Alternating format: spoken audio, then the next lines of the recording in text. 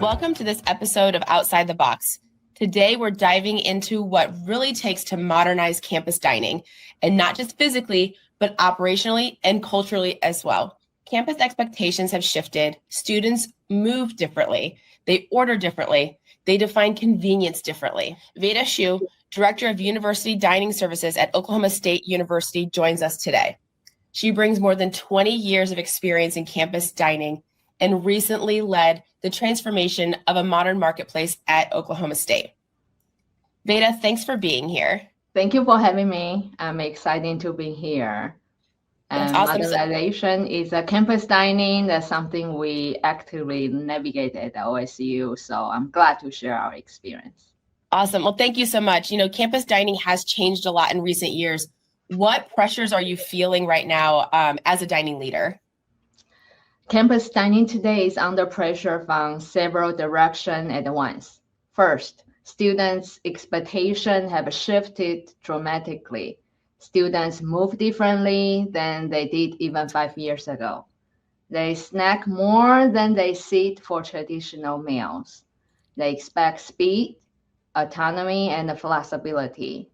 Of course, they live in a digital-first environment, so when they walk into the dining space, they expect the same level of the experience, right? Right. And second, we manage over 100 full-time team members and up to 450 students all across campus at OSU.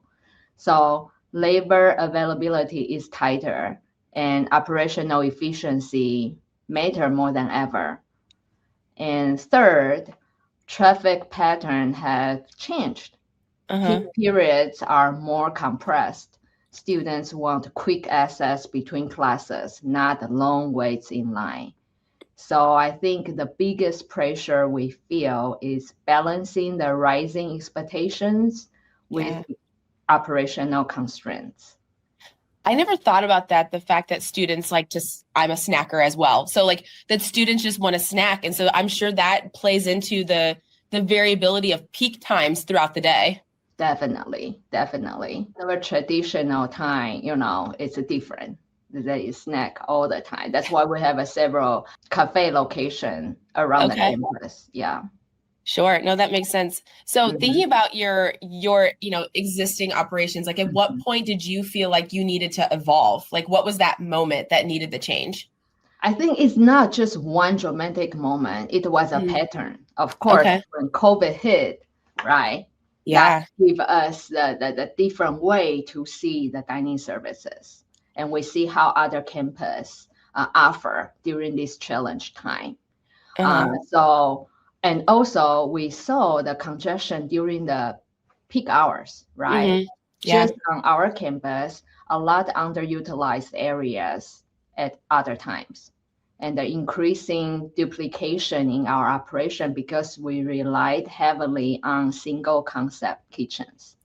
Okay. Yeah. So each concept requires its own footprint and the staffing structure.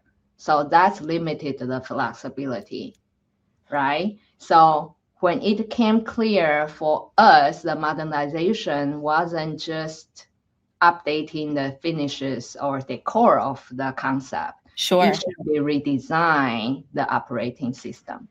Right. So you thought of everything when you started looking at this. So let's shift into a little bit of that planning for Central Marketplace. Was there one core problem you were looking to solve, or was it a combination of a lot of things that all had to go into it? It's a lot, but I will narrow it down to just two, right? Okay, that's great. At the same time, for us, dining labor intensity, like I mentioned earlier. Second, the limited concept flexibility, right? Instead of continuing with those siloed kitchens, we consolidated multiple concepts into a shared ghost kitchen production model. We learned that from COVID, right? Right. Yeah. And today, one centralized production core supports 7 or more distinct restaurant concepts.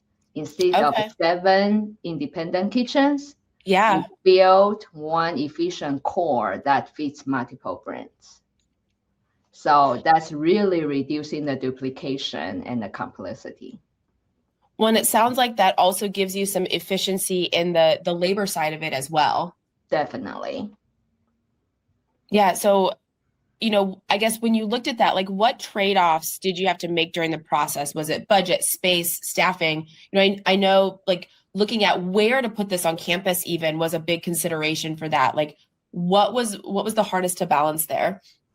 The hard to balance that because we had to prioritize the flow and efficiency over the fixed decorated restaurant, right? Right. So, of course, from the location of this building is a central part of location. So the designing portion is very important. We want to utilize our limited space very efficient. And then we want to make sure this investment create a long-term flexibility. It's not just a one-time fix. Right. So the flexibility is a big part during this process. No, that makes a lot of sense. Your background is a lot in hospitality and higher education. Like, how did you think about balancing innovation with inclusivity, nutrition, and all that as you made the choices of even what to offer for the brands of the restaurants there in Central Marketplace? Of course, innovation without inclusivity is in progress, right? Right, so right. Especially in higher education. And Yes. Campus dining serves a diverse population with different dietary needs, cultural backgrounds, and expectations. Right. So the shared production model really, really help improve the inclusivity for us. It allows us to introduce dietary accommodations or culturally diverse menu options without rebuilding infrastructure. So technology and modernization together remove those barriers for us, kind of the guiding principles we are following.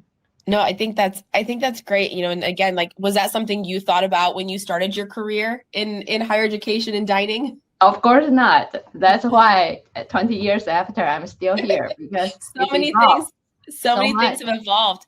But I'd imagine it makes that a fun part of your job is seeing how everything evolves. Yes. Like, was there anything that surprised you when you finally launched Central Marketplace, like operationally, student reaction, anything like that? Just like I mentioned, students living in this digital world, right? Yeah. We will worry so much, like, oh, we need to put all the ordering process, how they do this, how they do that. But I was there personally, soft opening week, every day. Students just pick it up so fast, and they are sharing with each other. Even though I have a step-by-step, the guideline for them to follow, they don't use it. They just adopt it. And if they don't have a Grow Hub app on their phone, we have a kiosk there to help them. And they can take their time to think through, because like I say, there are 7 restaurant concepts we offer. So there's so many options for them to choose from. Students, even the campus staff, faculty, they adopt fast and they like it.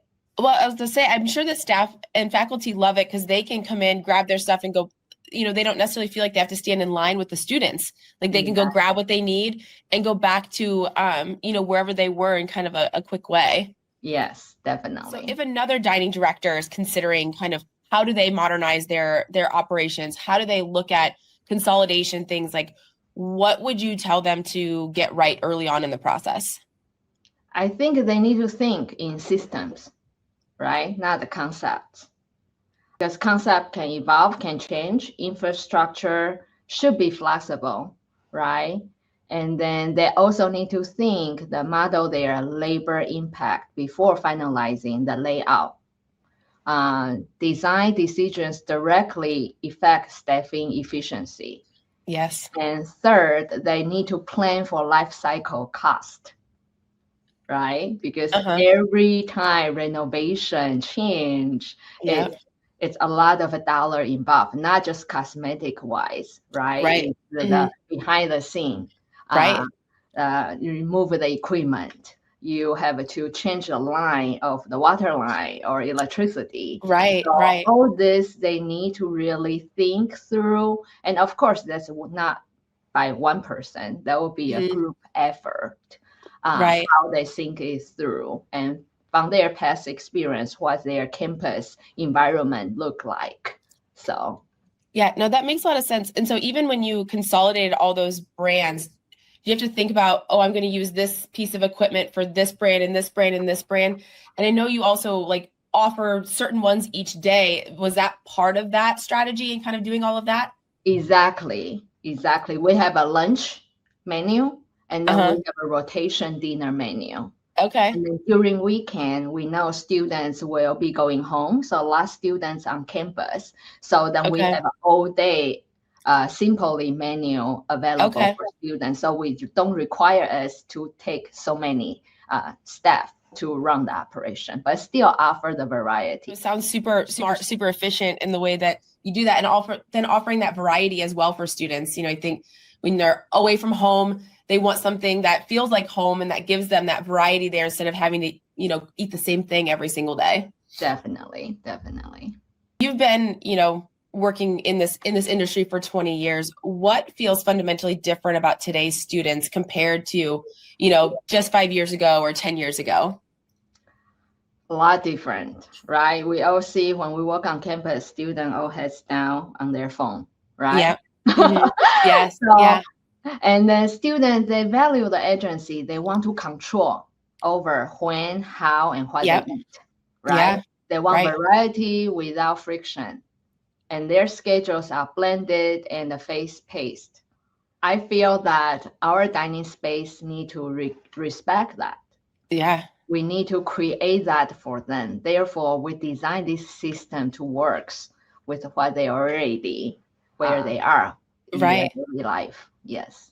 Well, even the space in Central Marketplace, you offer seating inside, seating outside for them to still be able to have that digital experience of ordering, but can still sit and enjoy, the company of their friends while they eat and do their homework and that sort of stuff too. Definitely. That's why you see our outdoor seating, which connects to our rest life living court.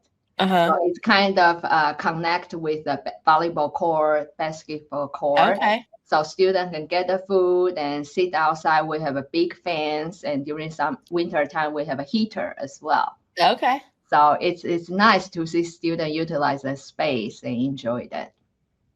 No, that's great. So one question that we like to ask all of our guests is, what is something about your job that most people don't see? I think people don't see, of course, behind the scene, right?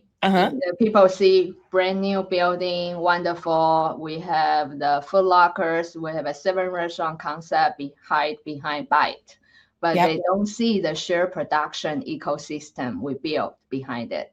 Yeah. Right. The staffing modeling, forecasting, cost analysis, long-term capital planning. Now, how we make this sustainable, right? I listen a lot from our staff, from our campus partner, from students, and how we make this modernization become a part of the culture, right? Make it operationally.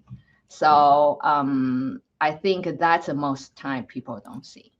No, it kind of reminds me of that iceberg analogy that, the students and teams see the, the beautiful building, the lockers light up, but they don't necessarily see all the stuff that's underneath it that's supporting that really easy and convenient experience.